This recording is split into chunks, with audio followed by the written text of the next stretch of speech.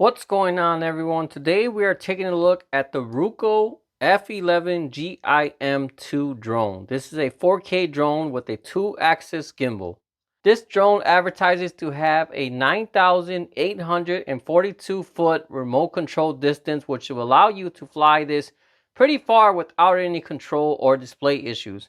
I don't have an area where I can keep a clear visual on the drone and fly that far out, so I won't be testing that today. But even if this does fall slightly short of that, that is still a very impressive distance. Looking at the specs, this has a 2-axis gimbal plus electronic image stabilization, level 6 wind resistance, GPS follow me mode, 2 batteries for a total of 56 minutes of flight time, and a max altitude of 393 feet. Alright, so I already went ahead and got this set up, which is a very easy and quick procedure. It's been snowing a lot lately, but today we had a clear day out, so let's go ahead and test this out. It is about 25 degrees outside, so hopefully that doesn't affect the performance of this drone.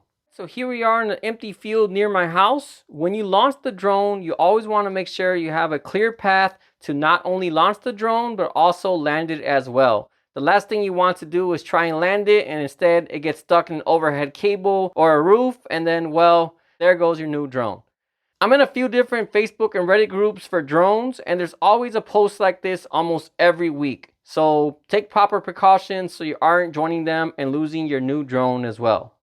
One of the main reasons I got this drone is for its follow me mode. I do all my e-bike videos alone, and this is going to make it a lot easier to get alternative footage of me riding.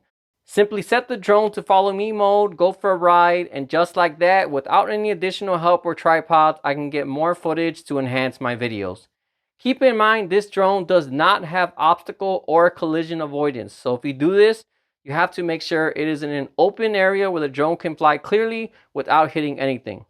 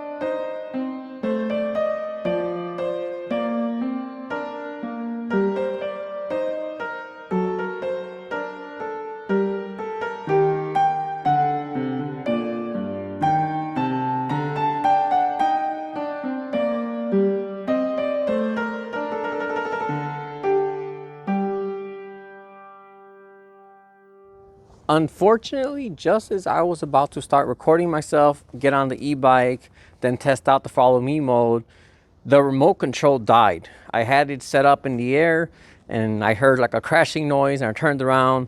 It was the drone that landed and it was blinking red. At first I wasn't sure what happened, but then I went and checked the remote and it said power off, and I did charge it before I left, but it is rated to only operate in 30 degrees and up.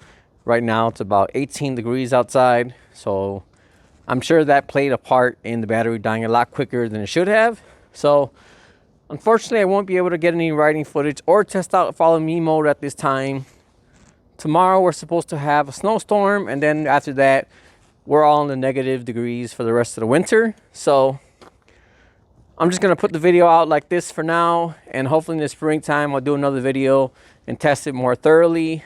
Alright, well, this drone definitely does everything it promises to do, and for the price, it's definitely a great value drone. Well, I do wish it had collision avoidance for a better peace of mind. That aside, it's still the perfect drone to either fly for fun or capture riding footage on bikes like myself. To top it off, the 4K camera on it also looks great as well. Keep in mind, for the best video quality you want to record on the internal drone storage, and not on your phone from the transmission. Alright, well that about wraps up this video. Once it gets nicer out, I'll be using this drone a lot more, and anytime you see any drone shots in any of my videos, those will be from this drone here. As usual, if you have any questions or concerns at all, just let me know. Otherwise, thanks for watching, and I'll see you all next time.